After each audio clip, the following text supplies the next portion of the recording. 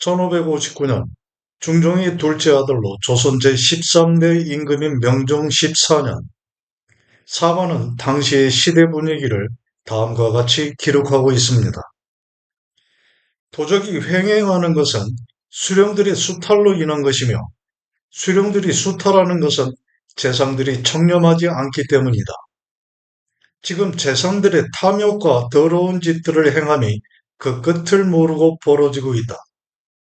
그러면 수령들은 백성들의 고효를 빼앗아 권세 있는 요직을 탐하여 못하는 짓이 없기만 하나 더 이상 잃을 것 없어진 백성들은 괴로움을 하소연할 곳조차 없어 이제는 그 형편이 도적질을 하지 않으면 살아갈 방편이 없기 때문에 서로 모여 스스로 죽음의 땅으로 뛰어들어 여행을 바라고 겁탈하는 짓을 벌이고 있으니 이 어찌 백성의 본성이라 하겠는가? 참으로 조정이 청명하여 재물을 탐하지 않고 선량한 자를 가려 수령을 삼는다면 칼을 쥐고 있던 도적들이 모두 고향으로 돌아갈 것이다. 그렇지 않고 군사를 보내 잡아들이려고만 한다면 두려움 없이 다시 도적의 무리가 생겨날 것이니 앞으로는 그 무리들을 감당할 수 없게 될 것이다. 일찍부터 임꺽정의 무리들을 잡기 위해 군사들을 보냈으나 그 위세를 감당하지 못해 물러서기를 반복하면서 한 해를 훌쩍 넘겨가던 1560년 명종 15년 11월 24일 포도대장 김순고가 아뢰입니다. 언뜻 들으니 황해도의 사나운 도적 임꺽정의 한 무리인 서임이란 자가 엄가이로 이름을 바꾸고 와 숭례문 밖에서 돌아다닌다고 하여 살피고 있다가 체포해 저질렀던 짓들에 대해 신문하였더니 말하기를 지난 9월 5일에 우리가 장수원에 모여서 활과 화살, 도끼들을 지니고 어둠을 틈타 성 안으로 들어가 전옥서의 옥문을 부수고 우리 두목 임꺽정의 아내를 꺼내오려고 했다.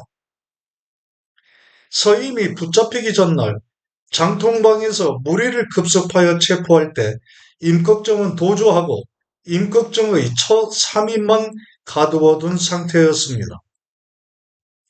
그러려면 오간수 입구를 부수고 나와야 하는데 그곳을 지키는 군졸들에게 들키더라도 모두 나약한 병졸들이라 화살 하나라도 겁을 주기에 충분하였으나 망설이는 자가 2명이 생겨나 즉시 모두 죽여버렸다. 그 후 두목의 처가 장차 형조의 노비가 될 것이라는 말을 듣고는 그 일을 중지했다.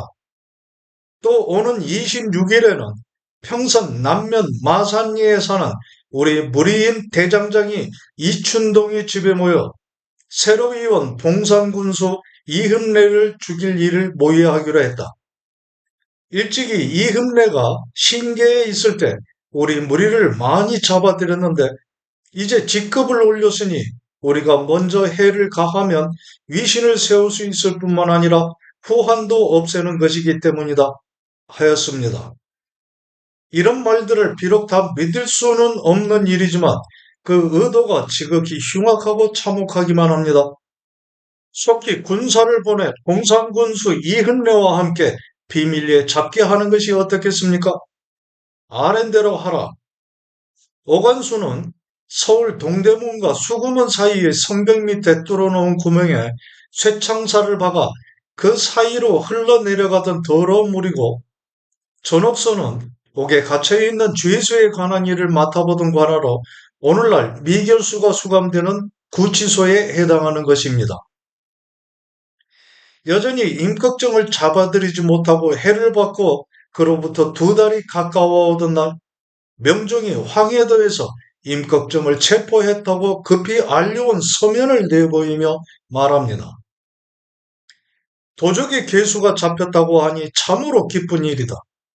이는 보통의 도적이 아니니 포도군관과 날렵하고 용맹한 군사들을 속히 내려보내 엄중히 감시하여 압송하고 낱낱이 신문하도록 병조에 전하라. 그러나 임꺽정을 잡았다고 아랜 이 일은 사실이 아니었는데요. 해를 받고 세월이 흘러가도 임꺽정의 기세가 얼마나 신출기몰했는지 관군은 그 움직임에 제대로 대응도 못해 날이 갈수록 곤란한 처지가 더욱 깊어만 가던 때였습니다. 임꺽정의 체포를 위해 특별히 황해도와 강원도에 파견하였던 순경사 이삭증과 김세한이 도적의 무리 중 한 사람인 가도치를 잡아놓고 이삭증이 고문을 가하여 가도치로 하여금 임꺽정이라고 허위 자백하게 하여 그것을 그대로 임금에게 아뢰었던 것입니다. 그 사실을 모른 채 명종은 크게 기뻐하기만 했는데요. 순경사는 명종 15년에 황해도의 임꺽정을 체포하기 위하여 파견했던 임시벼슬입니다. 의금부에서 아뢰입니다. 이미 잡힌 서임을 임꺽정과 대지라니 서임이 말하기를 임꺽정이 아니고 임꺽정이 형 가도치인데 그 또한 큰 도적이다 하였습니다. 사실 판단을 하기 어려우니 그 처자식을 잡아와 한 장소에 모아놓고 조사함이 어떻겠습니까? 아랜대로 하라. 이 일에 대해 서간은 다음과 같이 기록하고 있습니다. 심하다. 장수인 신하가 임금을 속이다니 애초에 임무를 맡겨보낼 때 전하께서 굳은 결의로 반드시 잡아들일 것을 위임하면서 극진하게 대하셨으니 그들 또한 어찌 있는 힘을 다하고자 하지 않았겠는가.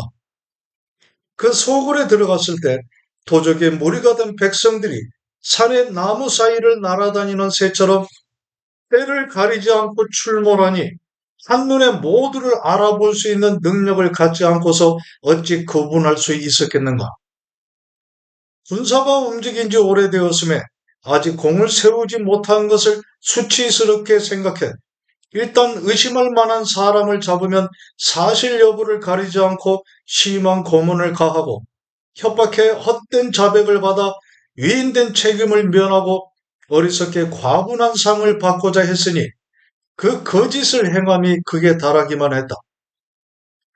힘없는 백성에 불과한 도적들은 수령 한 사람의 힘만으로도 충분할 일인데 이제는 마치 적이 쳐들어온 것처럼 장수에게 명하여 군사까지 움직였으니 도적의 무리에 대한 소문만 매우 크게 되었다. 비록 도적들이 매우 어리석다 하여도 어찌 편하게 앉아있다 붙잡히겠는가? 조정의 처치함이 이미 그 시기를 놓쳤으니 그것을 어찌 무장들만의 책임이라 하겠는가?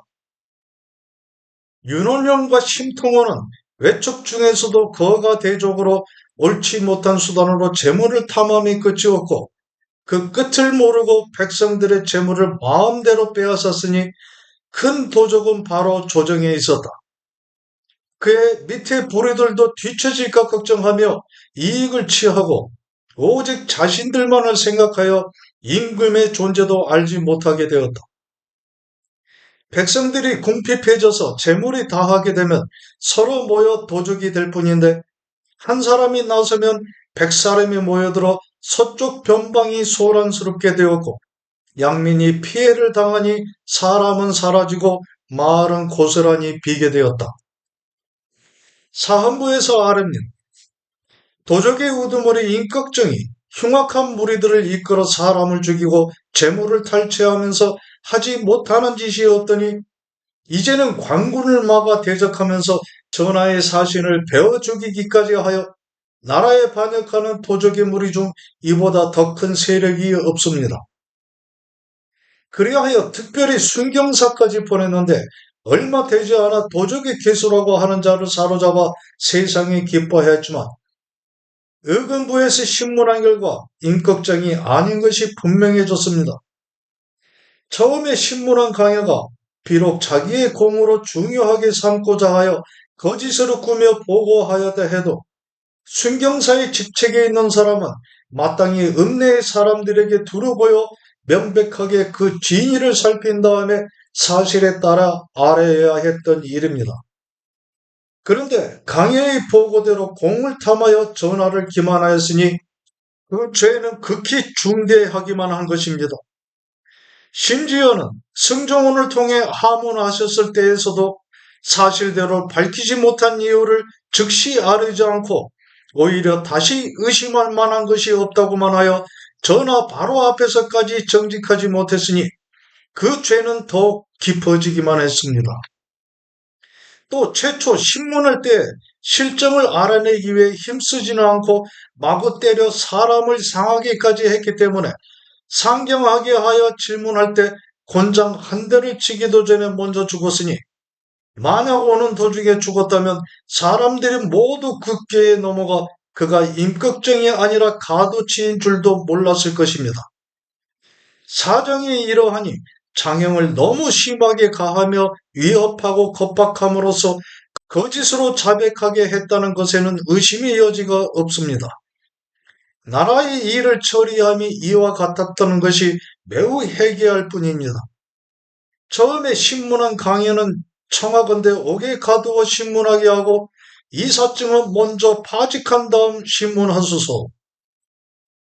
이 사증과 강연 모두 신문하여 그 죄를 다스리라.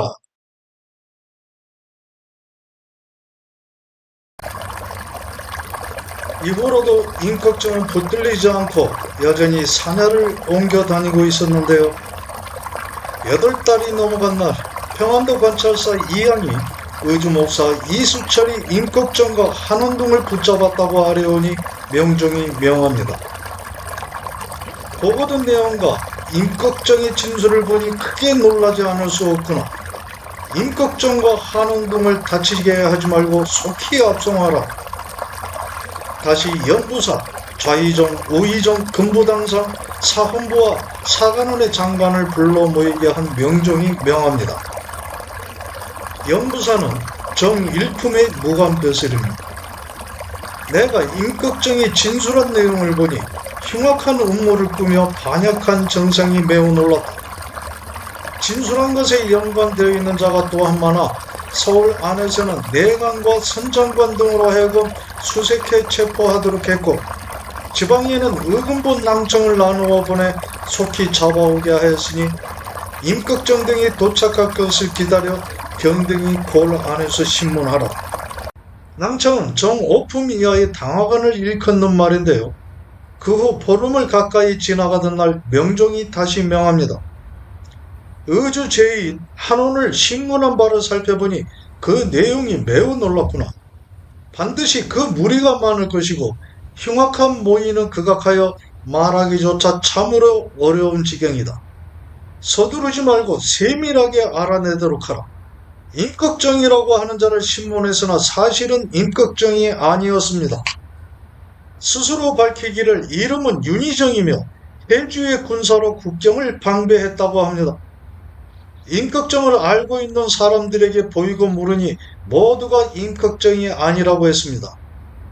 봉산 사람조차도 임꺽정이 아니라고 합니다. 도적들은 수시로 이름을 바꾸기 마련이다. 서임에게도 묻도록 하라. 도적들이 이름을 바꾸는 것은 신들 또한 모르고 있지 않습니다. 그러나 사람마다 모두 임꺽정이 아니라고 하며 서임 또한 말하기를 의주목사가 옷과 신발 등의 물품을 후하게 주면서 회유하고 또 엄한 형벌이 있을 것이라고 협박했기 때문에 임꺽정이라고 말했던 것이지 사실은 임꺽정이 아니다고 했습니다. 그런 도적들에게 고용도 가하지 않고 물어서야 어찌 순순히 자백하겠는가? 한원에게도 묻도록 하라. 임꺽정과 한원이라고 하는 자들을 여러 차례 추궁하였지만 임꺽정과 한원이 아닙니다. 그러나 그 정상을 살펴보면 두 사람 모두 한원 행동이 황당하고 의주에 있을 때 진술했던 바로 물으면 차마 할 수 없는 말인데도 모두 스스로 말했다 하고 있습니다.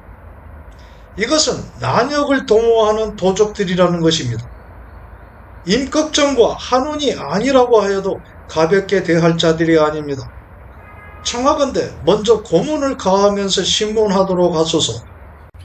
의주목사 이수철은 이와 같은 중대한 일들을 세세하게 밝혀 아뢰지 않았으니 아울러 신문하게 하소서. 비록 그 자들이 임꺽정과 한원인지 알 수 없다 해도 그 흉악한 말들을 스스로 했다고 하니 필시 난역을 도모하는 무리임에 틀림없다. 아랜대로 하라. 죄인들의 진술을 살펴보면 반역하는 정상이 모두 그 입들에서 나온 것입니다. 죄가 중대하니 마땅히 고문을 가해야만 합니다. 그러나 이제 이미 새벽이 되었고 이 무리들은 미혹하고 천한 자들이라 골정을 더럽혀 가면서까지 신문할 것은 아니오니 청하건대 날이 밝기를 기다려 삼성교자로 신문을 마치는 것이 어떻겠습니까? 그 뜻은 마땅하나 난역하고자 한 일인데 미혹하고 천한 자들이라 하여 가볍게 처리할 수는 없다. 어찌 갑자기 삼성교자 하겠는가? 경들은 밤을 새우며 수고하였으니 물로가 잠시 쉬었다가 오후에 다시 들어와 한두 차례 형을 가하고 아직 신문하지 않은 자들을 아울러 추궁한 다음에 아뢰도록 하라. 난역은 통치자에게서 나라를 다스리는 권력을 빼앗으려는 것이고 골정은 임금이 거처하는 대궐, 삼성교자는 의정부, 사헌부, 의금부의 관원들이 합자하여 폐륜을 범한 죄인을 국문하던 일을 의미합니다. 조선 제11대 임금인 중종은 연산군을 몰아낸 반정 세력의 추대로 18세에 즉위하였는데요. 그 대가인지 아내인 신수군의 딸 신씨와 헤어져야만 했습니다. 연산군의 처남인 신수군은 반정에 참여할 것을 권유받았으나 거절했고 세례의 왕위에 오를 중종의 장인임에도 죽임을 당하게 됩니다. 중종의 아내인 당경왕후 신씨는 왕비가 된 지 7일 만에 반정 세력의 끈질긴 요구로 배출되는데요. 그 후 중종의 제1계비가 된 장경왕후 윤씨는 제12대 임금인 인종을 낳고 왕비가 되어 10년 만에 일찍 세상을 떠나고 다시 그 뒤를 이어 제2계비가 된 문정왕후 윤씨는 제13대 임금인 명종을 낳았는데 두 사람 다 파평윤씨입니다. 그런데 제1계비 장경왕후의 오라비인 윤임과 제2계비 문정왕후의 동생 윤원영은 외척 세력이 되어 왕권을 둘러싸고 예민하게 대립하게 되어 윤임을 대윤, 윤원영을 소윤이라 부르는 호칭이 생겨나게도 됩니다.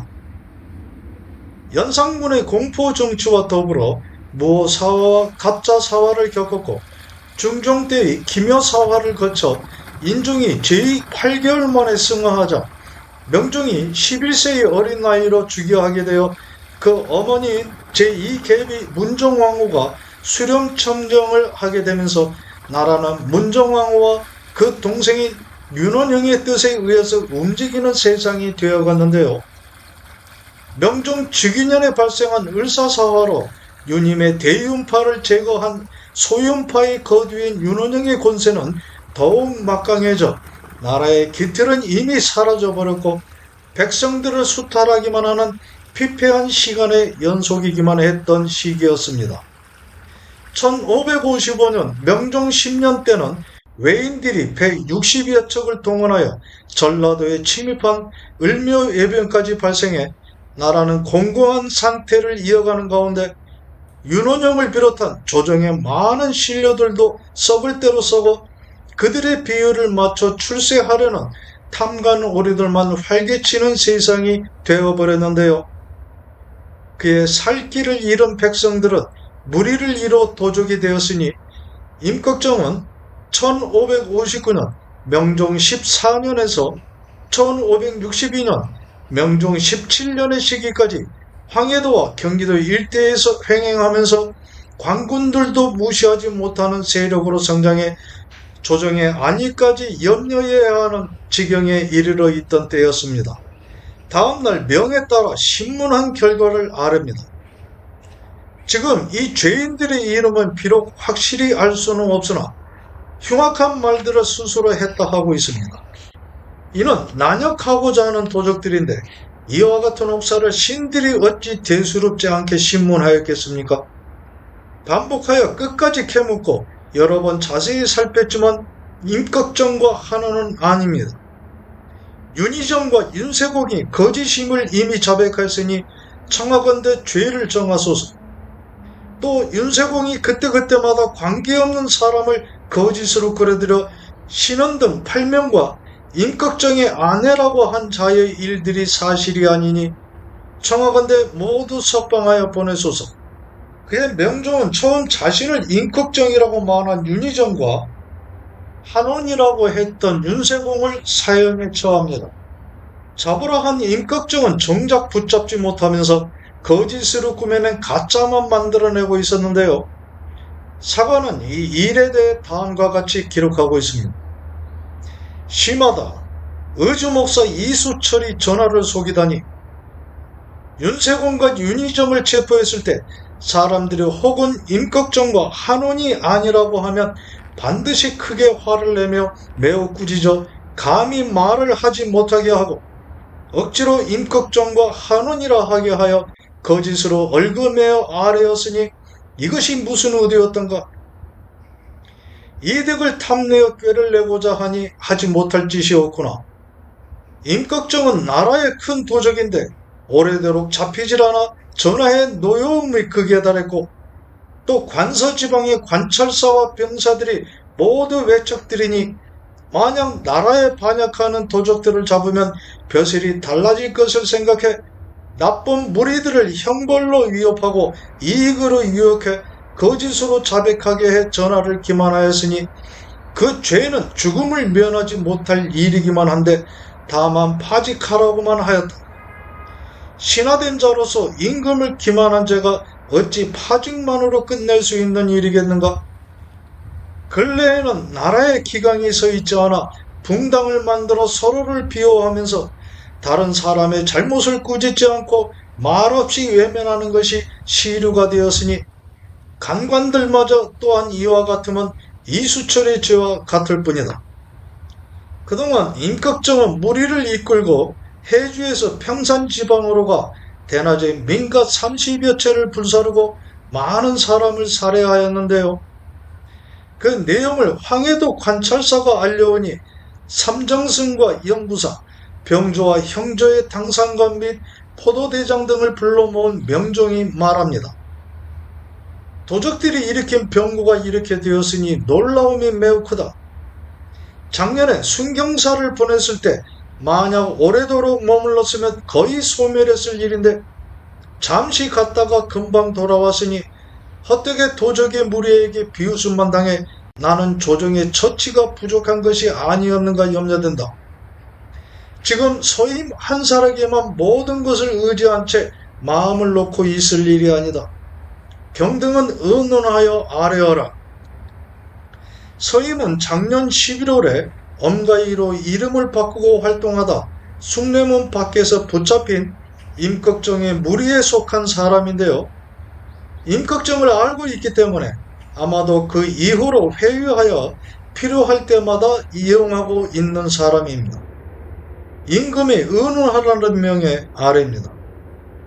한 줌에 불과한 천한 무리가 천벌에 맞서 살인과 약탈을 일삼아 하나의 적국과 같이 되었는데도 그 도를 책임진 수령은 두려워 몸을 움츠리고 바라보기만 할 뿐 어느 누구도 감히 어찌하지를 못하니 도의 백성들은 오직 도적이 있음만을 알고 나라가 있는 것은 알지 못하는 지경에 이르렀습니다. 기강이 이와 같이 되었으니 통문할 뿐입니다. 신이 생각건대 황해도에는 무장이 없고 비록 감사가 있지만 모든 문관이라 조치함이 서툴러 전체를 통과할 사람이 없기 때문에 도적의 무리가 횡행하게 된 것입니다. 하오니 부득이 경직에 있는 무장 중에서 위세와 명망이 있고 지략이 있는 자를 선택해 사납고 날쌘 자들을 뽑아 거느리게 해서 보내야 합니다. 또한 도의 병사들을 동원해 도적들의 사정을 숙지하고 있는 자를 선별하여 눈과 귀가 되게 하며 도적들의 종족을 찾아내 포위 공격하게 하면 죽음을 피할 수 없게 될 것입니다. 다만 황해도에서 일당을 제거하고자 한다면 경기도, 함경도, 평안도, 강원도에서 먼저 모든 일을 완전하게 준비해야 하고 경직에 있는 무장 또한 즉시 황해도로 내려보내야 하며 그 무장의 통지를 기다려 네 군데의 도에서 동시에 군사를 움직이게 하여 수색해 체포하여야만 일이 성공할 것입니다. 이제 도적의 세력이 매우 커져 한 나라의 세력과 같게 되었으니 만약 지금 있는 힘을 다해 엄히 다스리지 않는다면 여러 도의 백성들을 도적 무리의 소나기에 전부 놓아주게 될 것이다. 그렇게 된다면 호한을 이루 말할 수 없게 될 것임에 특별히 조치하여 모두 잡아 소멸시켜야만 한다. 그에 따라 황해도에는 남측은을, 강원도에는 김세한을 임명해 도적을 토벌하는 직책이라는 뜻으로 토포사라 칭하고 좌의정 이준경 등이 아뢰입니다. 군관은 토포사가 직접 선발해 갈 것입니다. 이 일에 대해 사관은 다음과 같이 기록하고 있습니다. 나라에 선량한 정치는 없고 기강은 내려앉아 재상은 마음대로 탐욕을 부린다. 일이 그러하니 백성들의 살갗은 벗겨지고 뼈는 드러났으며 몸속의 지방은 사라지고 피가 마를 만큼 수령은 백성들을 가혹하게만 대하니 항상 불안에 떨어야 하는 백성들은 하소연할 곳 없이 굶주림과 주의까지 절박하여 하루라도 살기가 어려워졌다. 이들이 잠시라도 살기 위하여 도적이 되었다면 그것은 조정의 잘못이지 그들의 죄가 아니다. 어찌 비통하지 않겠는가? 돌이켜 원인을 생각해보면 해결하기가 정말로 어려운 것이 아닌데 이준경은 재상의 자리를 욕보이면서 인을 행할 방도를 구하여 백성들을 교화하는 정치를 하고자 힘쓰지는 않고 오히려 작은 세양지를 없애기 위해 매우 크고 육중한 쇠뇌를 쏘려하니 이 얼마나 잘못된 일인가. 황해도의 도적이 아무리 제멋대로 날뛴다 해도 그 무리는 불과 8, 9명인데 모이면 도적이고 흩어지면 백성인 것이다. 활짝이 흩어져 존재하여 붙잡을 수 있는 형적이 없음에 열을 갖추어 진을 치고 있는 적국과 전투를 벌이는 것과 같지 않으니 비록 내 도의 병력을 일으켜 일시에 대응하려고 하지만 어디에서부터 비롯해 갈 수 있을 것인가? 흉년으로 삶은 피폐해져 있고 세금 수탈로 백성들의 삶은 헤어나지 못하는 상황인데 또다시 군대를 일으켜 변방에 연이어 머무르게 하면 나라와 백성은 더욱 공공해지게 될 것이다. 그뿐이겠는가? 장수들의 탐욕스러운 행포와 군졸들의 약탈이 더해질 것인데 백성들은 어떻게 생존하라는 것인가? 이러한 움직임은 내도의 백성들을 몰아내어 모두 도적이 되는 결과를 만들어낼 것이니 혹여나 임꺽정을 잡아들이더라도 큰 총기가 안에서 생겨나오듯이 장차 나라가 더욱 위태하고 어지러워질 것이다. 하물며 임꺽정을 반드시 포획할 것이라는 보장도 없지 않은가. 이전에 군대를 움직였을 때도 아무런 성과가 없었던 것이 훌륭한 교훈이 되는데도 임금의 뜻에 순종만 하고 아부하며 대신들은 입을 다물고 소리 없이 있기만 한다. 나란 일이 날마다 잘못되어 가고 있는데도 구하려는 자가 아무도 없으니 한숨만 나오고 눈물만 흘릴 뿐이다. 임꺽정을 잡아들이는 것은 소소한 일이고 그보다 앞서 나라의 정치가 바르게 서야 함을 사관은 안타깝게 말하고 있습니다. 명종이 11세의 나이로 즉위하니 그 어머니 문정왕후 윤씨가 수렴청정을 했는데요. 암탉이 새벽에 울면 집안이 망한다는 말이 생겨날 만큼 막강한 권력을 의미 없이 행사하여 훗날 혹독한 역사적 평가를 받게 되는 중종의 제2계비입니다. 그 아우인 윤원영은 문정왕후의 짧은 시세 판단 능력을 옹호하면서 더욱 농간하여 결국에는 나라의 근간을 발밑에 깔고 자신의 세상으로 만들어 국정을 농단하다 1565년 명종 20년에 문정왕후가 세상을 하직하니 급속하게 몰락해 관직을 삭탈당하고 향리로 쫓겨나 강음에 살다 그의 첩 정난정이 과거 윤원영의 본초를 독살한 것으로 고발되자 잡혀갈 것을 두려워하여 자살하니 정난정이 자살에 괴로워하다 그 5일 후 윤원영도 생을 마감하게 됩니다. 이러한 세상에서 천한 백성의 한 사람이었던 임꺽정이 살 길을 찾아 도적이 되어 관군을 피해 다니며 산속 생활을 이어가면서 작은 무리를 이루었던 것이 3년여의 세월이 흐르면서 그 세력이 막대해져 이제는 나라를 바꾸고자 하는 움직임까지 드러내 보이니 명종과 윤원영을 비롯한 조정 세력들이 잔뜩 긴장하고 있던 시기인데요. 임꺽정의 세력이 처음부터 그렇게 크고 강했던 것이 아니라 나라의 곳곳이 황폐해져 있던 만큼 변방을 지키는 군사들의 위세가 하잘것없어 자그마한 도적의 무리조차 감당하지 못했을 정도였으니 이때 강한 외적의 침입이 없었던 것을 다행으로 생각해야 할 일이기도 합니다. 군사를 떠나보낸 명종이 다시 명합니다. 우리나라는 삼면의 외적을 두고 있으니 평안할 때도 마땅히 이급한 때를 잊지 않아 항상 무장과 훈련을 강화하고 백성들의 생활을 넉넉하게 하면서 군비를 갖출 방안을 마련해야 하는데 근래에는 이런 준비들이 많이 해이해져 있다. 임꺽정이 한낱 작은 도적으로 죄악을 짓고 다니는데도 잡아들이지 못하고 있으니 나라의 체면이 말이 아니게 됐다. 전에 준비했던 군비 강화와 훈련 방안 등을 다시 살펴 대비책을 아뢰도록 하라.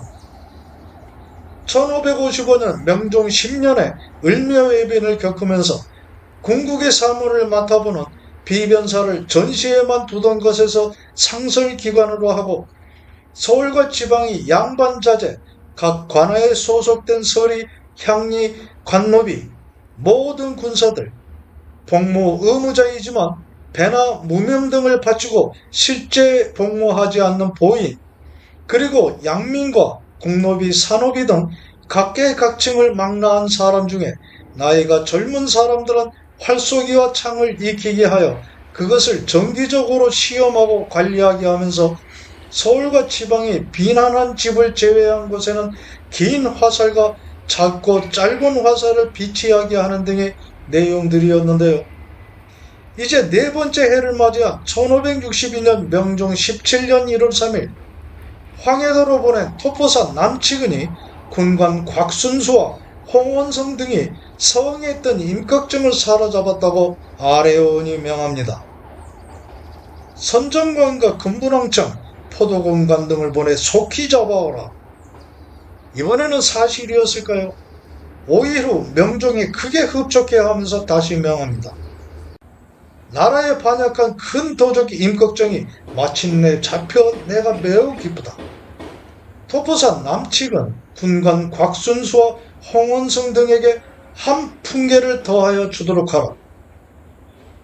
다음날 간원의 아뢰 중에 있기를 도적의 개수가 비록 죽었으나 군과 민의 사상자는 알 수 없는 정도입니다.